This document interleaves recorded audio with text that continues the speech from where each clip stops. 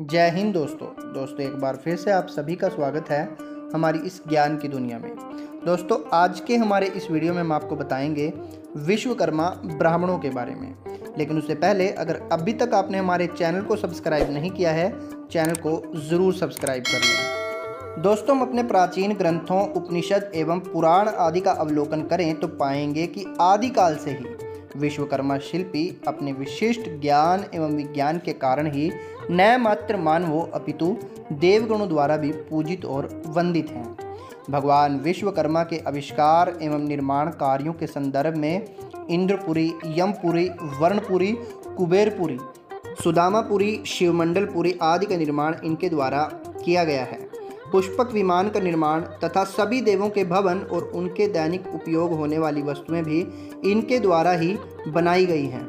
कर्ण का कुंडल, विष्णु भगवान का सुदर्शन चक्र, शंकर भगवान का त्रिशूल और यमराज का कालदंड इत्यादि वस्तुओं का निर्माण भगवान विश्वकर्मा ने ही किया है। हमारे धर्मशास्त्रों और ग्रंथों में विश्वकर्मा के 5 स्वरूपों और अवतारों का वर्णन प्राप्त होता है।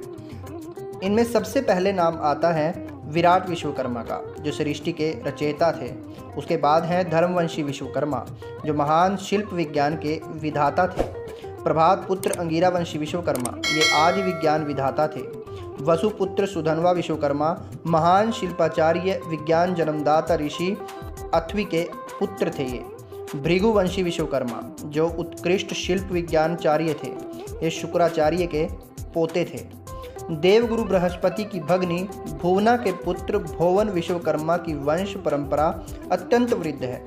दोस्तों सृष्टि में वृद्धि करने हेतु भगवान पंचमुख विश्वकर्मा के सगोजात नाम वाले पूर्व मुख से सामना, दूसरे वामदेव नामक दक्षिण मुख से सनातन, अघोर नामक पश्चिम मुख से अहिमून, चौथे तत्पुरुष नाम वाले उत्तर मुख से प्रत्न और 5वें ईशान नामक मध्य भाग वाले मुख से सुपर्णा की उत्पत्ति शास्त्रों में वर्णित है। इन्हीं सानग, सनातन, ऐमन, प्रत्न और सुपर्णा नामक 5 गोत्र प्रवर्तक ऋषियों से प्रत्येक के 25-25 संतानें उत्पन्न हुई, जिससे विशाल विश्वकर्मा समाज का विस्तार हुआ है। शिल्प शास्त्रों के प्रणेता बने स्वयं भगवान विश्वकर्मा, जो ऋषि रूप में उपरोक्त सभी ज्ञानों का भंडार हैं। शिल्पों के आचार्य शिल्पी प्रजापति ने पदार्थ के आधार पर शिल्प विज्ञान को 5 प्रमुख धाराओं में विभाजित करते हुए तथा मानव समाज को इनके ज्ञान से लाभान्वित करने के निर्मित 5 प्रमुख शिल्पाचार्य पुत्र को उत्पन्न किया, जो अयस, काष्ठ, ताम्र, शिला एवं ऋण्य शिल्प के अधिष्ठाता मनु, मैं, त्वष्टा, शिल्पी एवं दैवज्ञ के रूप में जाने गए। ये सभी ऋषि वेदों में पारंगत थे। दोस्तों कंद पुराण के नागरखंड में भगवान विश्वकर्मा के वंशजों की चर्चा की गई है। ब्रह्म स्वरूप विराट श्री विश्वकर्मा पंचमुख हैं। उनके 5 मुख हैं, जो पूर्व, पश्चिम, उत्तर, दक्षिण और मध्य में स्थित हैं। इन्हीं मुखों से उन्होंने ऋषियों को मंत्रों द्वारा उत्पन्न किया है, जिनके नाम हैं मनु, मैं, त्वष्टा, शिल्पी और देवज्ञ। इनमें सबसे पहले नाम आता है ऋषि मनु विश्वकर्मा का। ये सनाग गोत्र के कहे जाते हैं। ये लोहे के कर्म के उद्गाता हैं। इनके वंशज लोहकार के रूप में जाने जाते हैं। दूसरे हैं सनातन ऋषि मैं। ये सनातन गोत्र के कहे जाते हैं। ये बढ़ई के कर्म में उद्गाता हैं। इनके वंशज काष्ठकार के रूप में जाने जाते हैं। तीसरे हैं अहभून ऋषि त्वष्टा। इनका दूसरा नाम त्वष्टा है, जिनका गोत्र अहंबन है। इनके वंशज ताम्रक के रूप में जाने जाते हैं। प्रयत्न ऋषि शिल्पी। इनका दूसरा नाम शिल्पी है, जिनका गोत्र प्रयत्न है। इनके वंशज शिल्प कला के अधिष्ठाता हैं और इनके वंशज संगतताश भी कहलाते हैं। इन्हीं मूर्तिकार भी कहते हैं। देवज्ञ ऋषि, इनका गोत्र है सुपर्ण। इनके वंशज स्वर्णकार के रूप में जाने जाते हैं।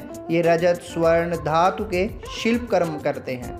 परमेश्वर विश्वकर्मा के ये 5 पुत्र मनु, मैं, त्वष्टा, शिल्पी और देवज्ञ शास्त्रादि के निर्माण करके संसार का निर्माण करते हैं। लोकहित के लिए अनेकानेक पदार्थ को उत्पन्न करने वाले तथा घर, मंदिर एवं भवन, मूर्तियां आदि को बनाने वाले तथा अलंकारों की रचना करने वाले हैं। इनकी सारी रचनाएं लोकहितकारिणी हैं, इसलिए ये पांचों वंदनीय ब्राह्मण हैं और यज्ञ कर्म करने वाले हैं।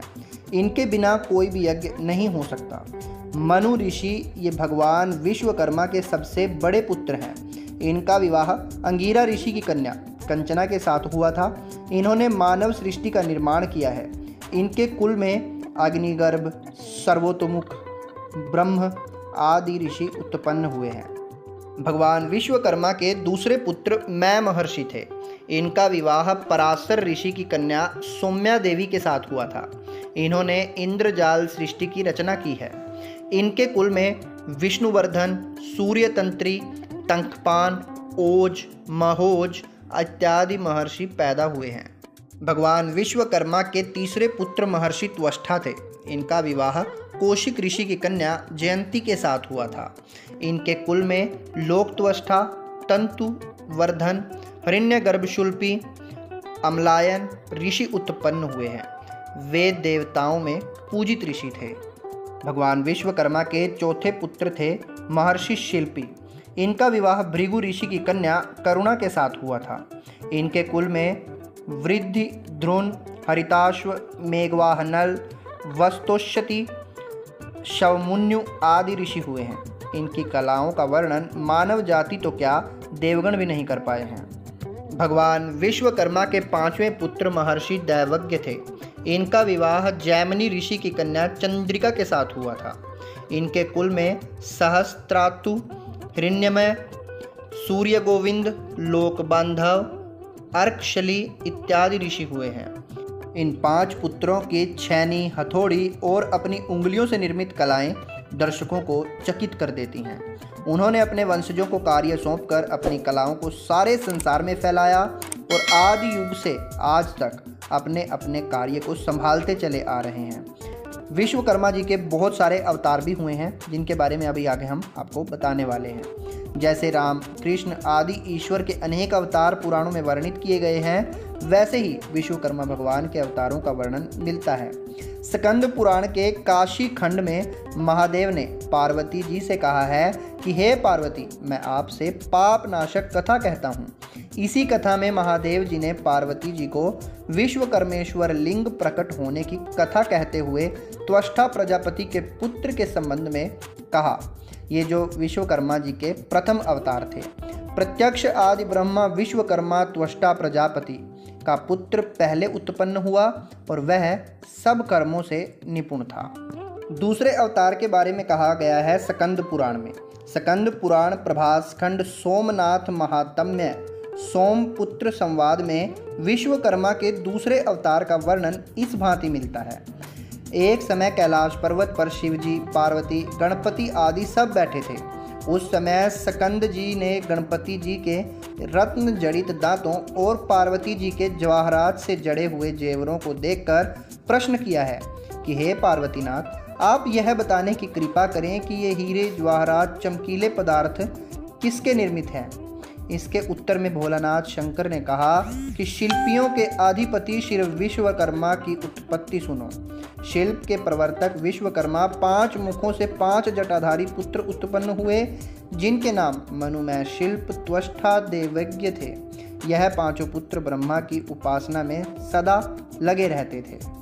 दोस्तों, तीसरे अवतार के बारे में कहा गया है आर्दव वसु प्रभास नामक को अंगिरा की पुत्री बृहस्पति जी की बहन योग सिद्धि विवाही गई थी और अष्टम वसु प्रभाव से जो पुत्र उत्पन्न हुआ उसका नाम विश्वकर्मा हुआ, जो शिल्प प्रजापति कहलाया। इसका वर्णन वायु पुराण अध्याय 22 उत्तर भाग में दिया है। वह मत्स्य पुराण अध्याय 5 में भी लिखा है कि प्रभास का पुत्र शिल्प प्रजापति विश्वकर्मा देव मंदिर, भवन, मूर्ति, जेवर, तालाब, बावड़ी और कुएं निर्मित करने के लिए देवों का आचार्य है।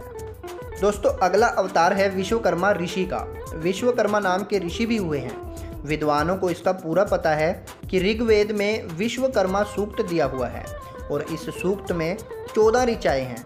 इस सूक्त का देवता विश्वकर्मा है और मंत्र दृष्टा ऋषि विश्वकर्मा जी हैं। तो दोस्तों, ये था हमारा आज का वीडियो, जिसे बनाने के लिए हमें प्रेरित किया हमारे 2 मित्रों ने, जिनके नाम हैं अंकित विश्वकर्मा जी और कृष्णपाल शर्मा जी। तो दोस्तों, अगर आपको हमारा वीडियो पसंद आया है तो वीडियो को लाइक करें और वीडियो को शेयर ज़रूर करें। चैनल को भी आप ज़रूर सब्सक्राइब कर लें अगर आप हमारे वीडियोस को पसंद करते हो तो, ताकि भविष्य में आप हमारे और भी अच्छे वीडियोस देख सकें। तो जल्दी मिलेंगे आपको फिर से नए वीडियो के साथ। तब तक के लिए जय हिंद, जय भारत।